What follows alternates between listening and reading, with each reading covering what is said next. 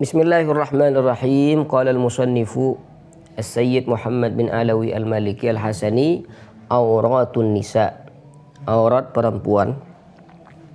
Lil mar'ati fima yajibu 'alaiha satruhu min badaniha thalath halatin. Bagi perempuan itu wajib baginya menutup auratnya, sekujur tubuhnya itu harus ditutupi dalam 3 keadaan. Fafis sholati, maka di dalam sholat, tasturu badanaha kullahu. Ketika sholat, perempuan itu harus menutupi seluruh tubuhnya, sekujur tubuhnya itu harus ditutupi, illa al-wajha wal kaffain, kecuali wajah dan telapak tangan, zahiran wa batina, baik yang ada di dalam atau di luar, semuanya harus ditutupi kecuali wajah dan kedua telapak tangan.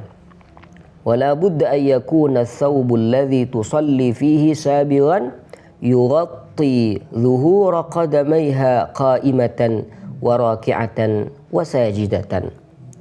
Dan baju atau pakaian yang dipakai oleh perempuan ketika sholat itu pakaiannya harus luas dan bisa menutupi kedua kakinya dalam keadaan dia sedang berdiri, dalam keadaan dia lagi ruku, lagi sujud, itu harus menutupi semuanya itu.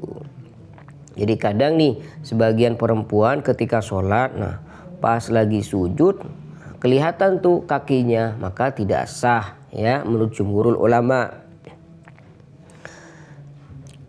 Falawin hasara anha thawbu athna as-salati batalat. Nanti kalau pakaiannya itu terbuka ketika di pertengahan sholat, ketika pas melaksanakan sholat itu terbuka, maka batalat, sholatnya itu batal. Illa an tu'idahu halan, kecuali kalau ditutupi segera ditutupi. Misalkan angin kencang sehingga sebagian auratnya itu terbuka, anggaplah kakinya terbuka misalkan. Maka kalau misalkan cepat atau segera ditutup kembali, maka tidak jadi masalah. Itu yang dikatakan oleh fuqaha.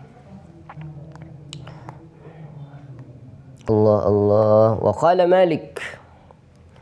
qala Malikun rahimahullahu ta'ala. Imam Malik berkata, la ba'sa bi dhuhuril qadamaini fi sholati.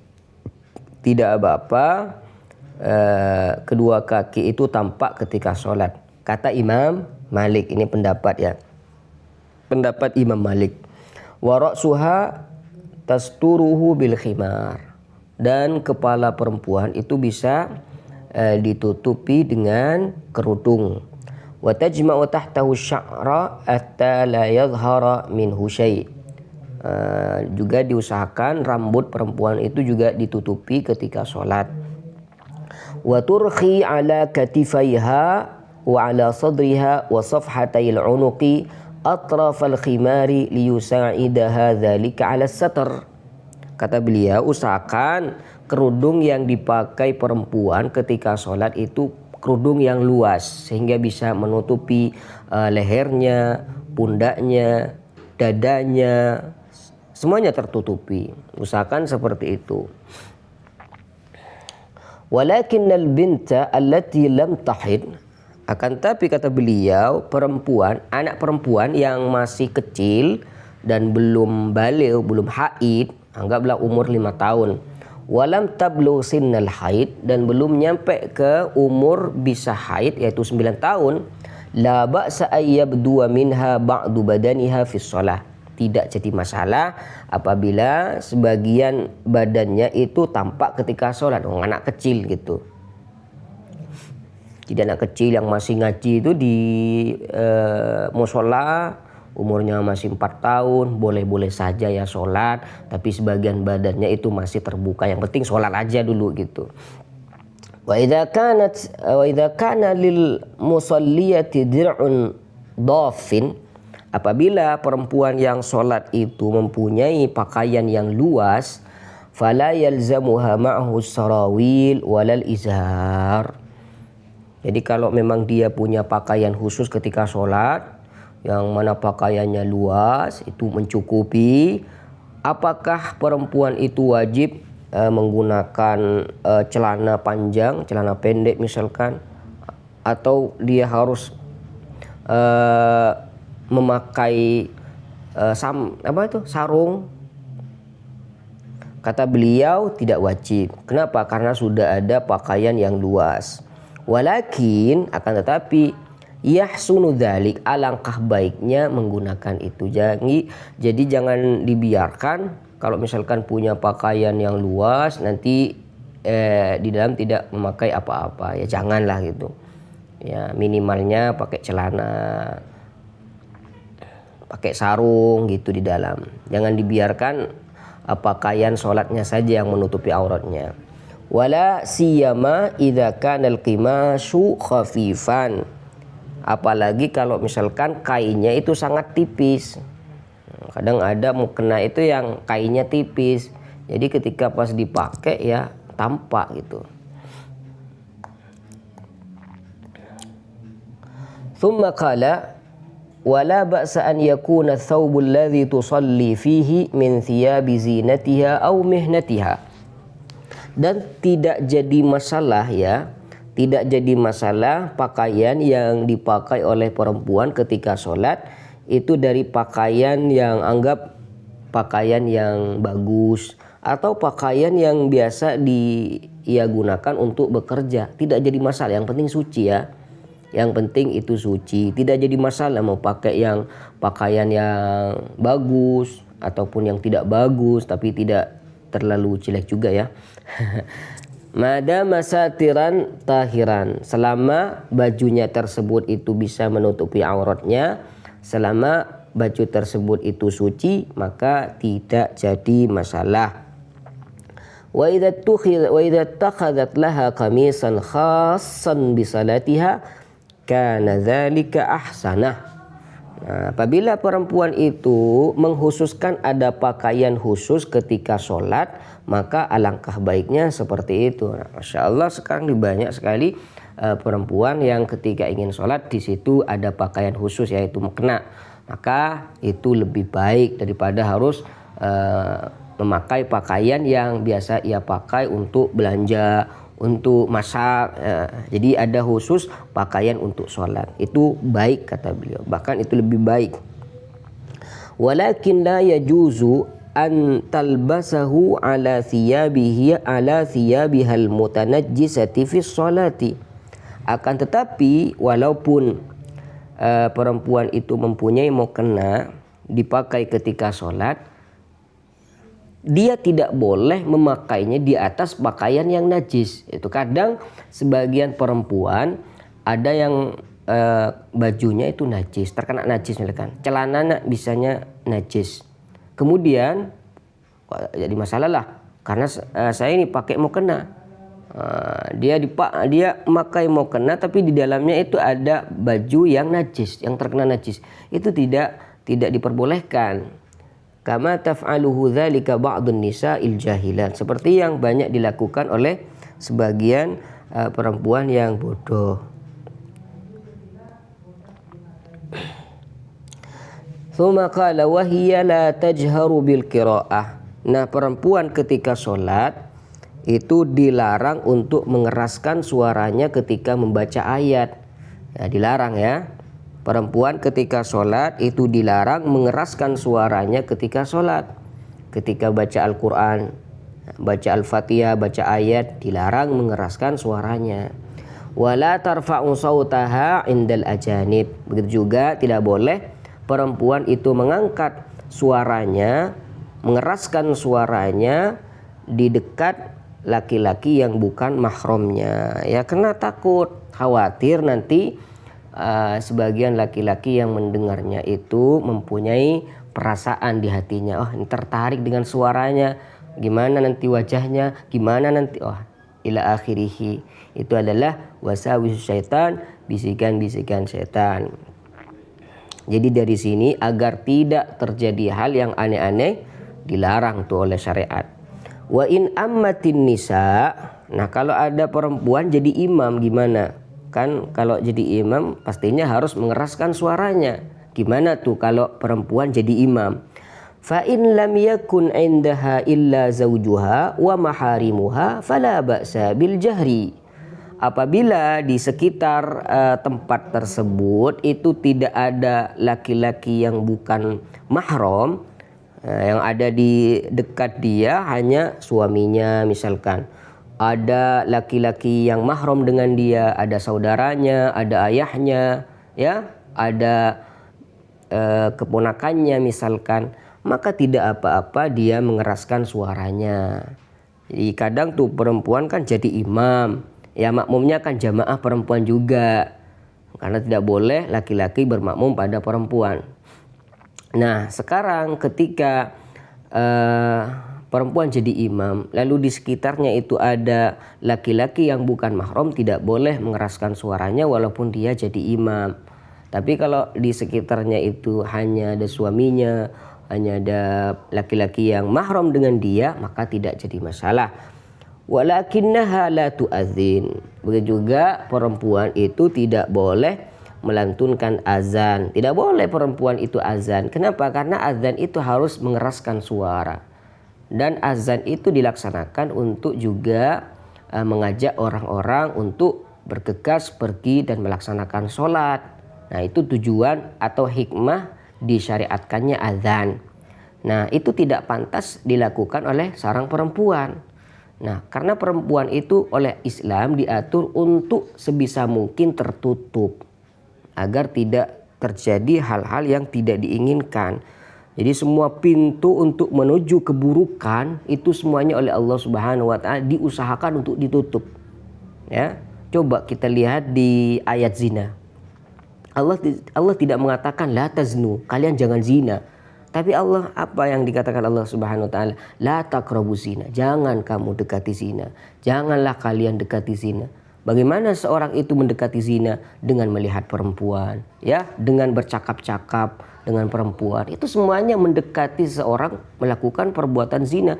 Semua pintu itu ditutup oleh Allah Subhanahu wa taala agar perzinahan itu tidak terwujud, tidak terlaksana. Nas'alullah as-salamah. Wala tatarannam bil qiraah, dan juga perempuan itu tidak boleh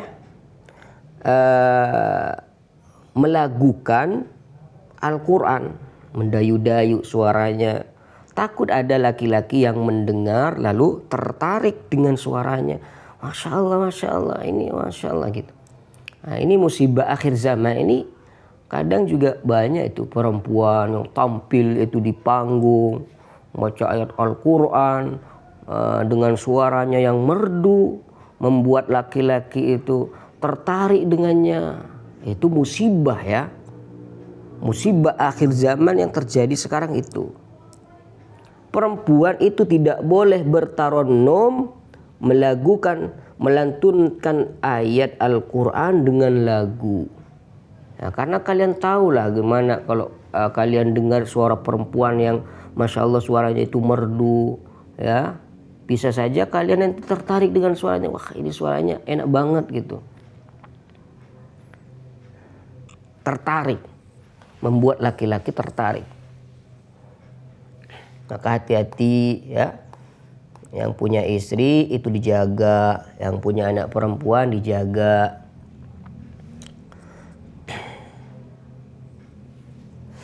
La ilaha illallah, la ilaha illallah.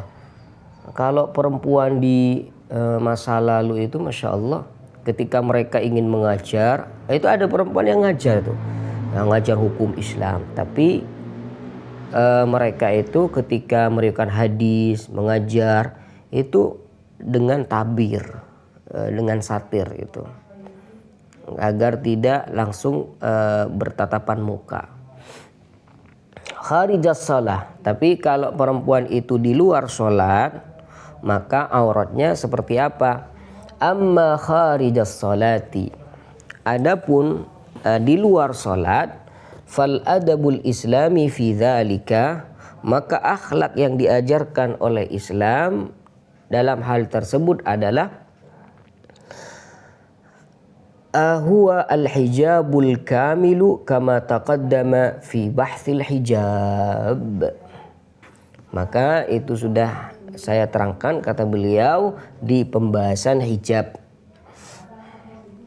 Wa huwa an tastura badanaha kullahu. Maksudnya perempuan itu harus menutupi semua badannya, hatta al-wajha wal kaffain, sampai wajah dan kedua telapak tangan harus ditutupi kata beliau. Illa inda mihnatiha, kecuali ketika kerja, umarasati a'maliha, dalam aktivitas sehari-harinya, wa yajuzu laha kashfu wal wajhi, dan boleh dia membuka wajahnya, indal bai'i, ketika ingin berjualan, syira, ketika ingin membeli sesuatu, walitashhada, untuk menjadi saksi, nanti gak ketahuan kalau tidak dibuka wajahnya, au yushad alaiha, atau terdakwa misalkan. Waman khataba mra'atan, dan barang siapa yang ingin melamar seorang perempuan, jaza bal ustuhibba lahu an-nadharu ila ma yuraghibuhu fiha au yasrifuhu anha, maka boleh dia bahkan itu disunnahkan laki-laki yang ingin melamar seorang perempuan untuk melihatnya terlebih dahulu, melihat apa yang membuat ia tertarik, melihat wajah dan kedua telapak tangannya. Itu yang disarankan dan yang diperintahkan. Kemudian wa in kanat maridatan, apabila perempuan ini sedang sakit dan pergi ke rumah sakit untuk periksa misalkan, fala yadkhulu at-tabibu 'alaiha illa wa 'indaha az-zawju, maka tidak boleh dokternya itu masuk begitu saja ke ruangan pasien yang ada di situ perempuannya, kecuali ada mahramnya, ada suami. Jadi istrinya itu ditemani oleh suami atau mahramnya yang lain. Jadi tidak boleh dokter dan perempuan pasien tadi itu berduaan di dalam kamar. Tidak boleh, itu khalwah dan haram hukumnya. Karena banyak sekali terjadi pelecehan seksual karena disebabkan seperti itu. Ada kesempatan tuh dokter. Ada seorang dokter punya kesempatan untuk memeriksa tubuh perempuan. Awala tubdilahu min jismiha illa mawadhi'al illah, dan perempuan tidak boleh menampakkan dari tubuhnya kecuali yang terkena penyakit. Wa haitsu yahtaju ila tarhid dawa 'alaiha, dan begitu butuh untuk dikasih obat misalkan, mau dioleskan obat misalkan, tidak jadi masalah. Wala ba'sa an ta'khudhal hugna aw ta'tiha fi ayyi mahallin minal badan, dan tidak apa-apa perempuan itu disuntik misalkan di bagian tubuhnya yang mana itu sangat penting untuk diobati. Wa hatta ma'a at-taulid, proses melahirkan, persalinan itu juga boleh. Idza da'atil hajatu ila dzalik, kalau memang itu sangat dibutuhkan. Falit tabibi, maka boleh bagi seorang dokter an yanzura minha ila makhrajit tifl, bahkan seorang dokter boleh melihat tempat keluarnya bayi itu. Wa maudhi'al haml, dan tempat janin tersebut. In lam takun hunaka tabibatun makhirah, kalau memang di sana tidak ada suster, tidak ada dokter perempuan yang pintar dalam hal tersebut, maka boleh minta bantuan dari dokter.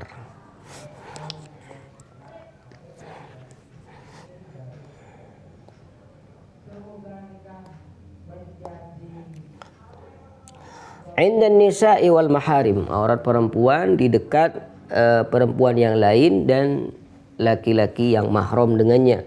Amma indan nisa'i wal maharim, adapun di dekat perempuan yang lain dan di antara laki-laki yang mahram dengannya, fala yajibu 'alaiha illa satru ma bainas surrati war rukbah, maka tidak wajib menutup aurat kecuali baina surrah war rukbah, antara pusar dan lutut.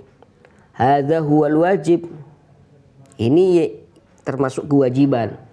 Jadi kalau misalkan ada seorang perempuan di depan ayahnya, ya, di depan saudara laki-lakinya atau di dekat perempuan yang lain, maka yang wajib adalah, perhatikan, yang wajib ya, yang wajib adalah menutup antara pusar dan lutut. Itu yang wajib. Ini kita tidak bicara akhlak. Kalau kita bicara akhlak malah lain nanti. Ini yang kita bicarakan adalah yang wajib. Lakin, ini ada lakin nih. Kan tetapi Adabul Islami, kitab ini kitab Adabul Islam. Adabul Islam, akhlak yang diajarkan oleh Islam, yaqdi itu memutuskan bahwasanya an la tadhhar amama maharimiha illa wa 'alaiha thiyabuhal kamilah fi ihtisyamin wa waqar. Bahwasanya perempuan itu harus tidak menampakkan auratnya, tidak menampakkan tubuhnya, dibiarkan terbuka begitu saja di depan laki-laki yang mahram dengannya. Tidak boleh. Masa makul, masa masuk akal gitu. Orang perempuan menampakkan rahasianya di depan ayahnya. Bayangkan dia hanya menutup antara pusat dan lututnya, lalu tampak begitu saja di depan ayahnya, di hadapan saudaranya, di hadapan pamannya sendiri. Nah, itu tidak makul. Maka Islam tidak mengajarkan demikian, walaupun yang wajib pada perempuan adalah menutupi baina surra wa rukbah. Tidak boleh. Islam yang menganjurkan adalah perempuan itu di depan mahramnya, di depan ayah, di depan kakeknya, di depan pamannya, keponakannya, saudaranya, harus menggunakan pakaian yang sempurna, pakaian yang dipenuhi dengan kehormatan. Li'annal insana insanun mahmakan, karena namanya sudah manusia ya. Wa idza dha'afa dinuhu, apabila agama seorang itu lemah, wa qallat muru'atuhu, kehormatannya itu rendah, wa taghallabat alaihi syahwatuhu, syahwatnya itu tinggi, lam yubali bi mahramiyatin wala qarabah, maka dia tidak akan peduli ini mahramnya, ini kerabatnya. Dan ini yang banyak sekarang terjadi. Ada seorang ayah menyetubuhi anaknya sendiri. Ada gak? Ada. Ada gak seorang laki-laki menyetubuhi adik perempuannya sendiri? Ada gak? Ada. Ada seorang paman menyetubuhi keponakannya sendiri? Ada gak? Ada. Oleh karenanya Islam mengajarkan perempuan itu di dekat mahramnya diharuskan untuk menutupi semua tubuhnya dengan pakaian sempurna, jangan dibuka gitu. Walaupun yang wajib menutupi antara pusar dan lutut. Karena kata beliau, ketika seorang laki-laki itu kehormatannya kurang, agamanya kurang, ya, imannya juga lemah, syahwatnya bergejolak, maka dia tidak akan peduli mau ini anak saya, mau ini adik saya, tanpa memandang hal tersebut, mau ini kerabat saya. Tuh banyak sekarang pelecehan seksual seperti itu disebabkan yang melakukan itu bukan orang lain, yang melakukan itu ayahnya sendiri, saudaranya sendiri, pamannya sendiri. La ilaha illallah. Wa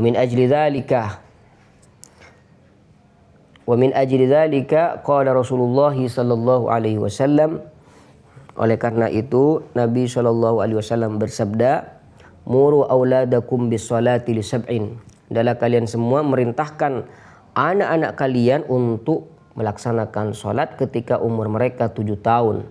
Wadribuhum ala tarkiha li 'ashrin, pukullah mereka ketika mereka meninggalkan salat di umur mereka yang 10 tahun. Wa farriqu, perhatikan di sini mau'id syahidnya, maudhi' syahidnya di sini, dan pisahkan tempat tidur mereka. Jadi punya anak dua, misalkan punya 2 anak, yang satunya laki-laki, yang satunya perempuan, umurnya sudah 10 tahun, yang satunya 12 tahun misalkan. Jadi kakaknya 12 tahun, adiknya 10 tahun. Kebiasaannya dari waktu kecil itu tidurnya di satu ranjang misalkan. Maka ketika sudah umur mereka itu 10 tahun, atau 7 tahun pisah tuh ranjangnya. Ini yang adik tidur di situ ya, yang kakak tidur di situ ya, gitu.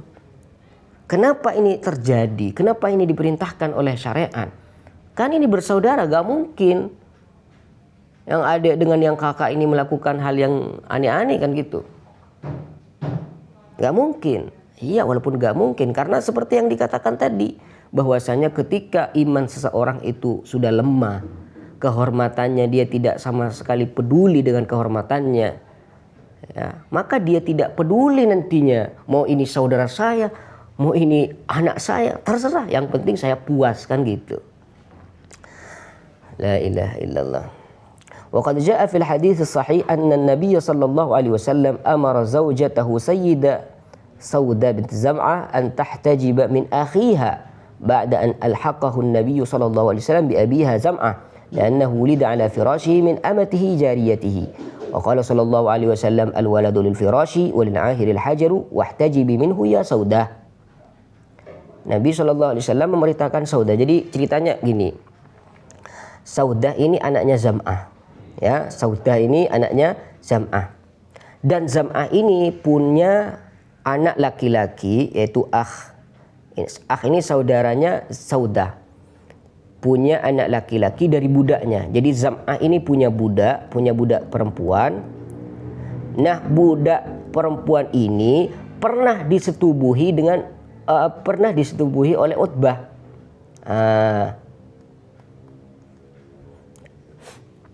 Utbah ibn Abi Waqqas.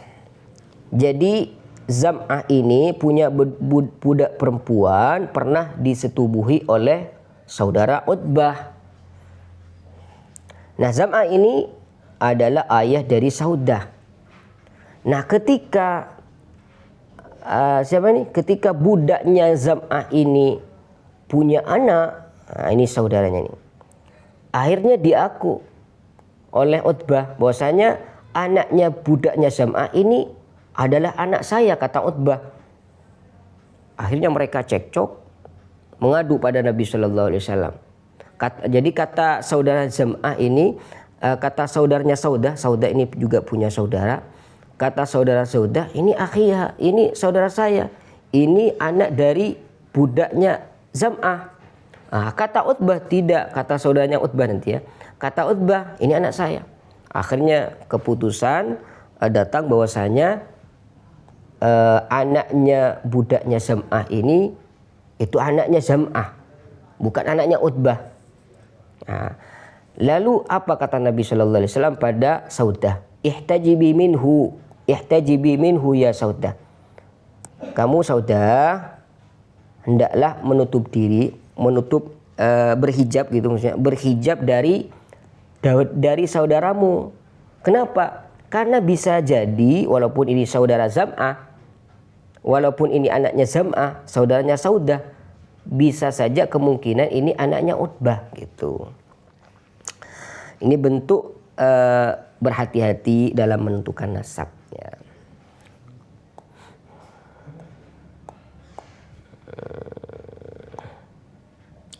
Allah wal mahram, ini mungkin kita akan lanjut di pertemuan berikutnya.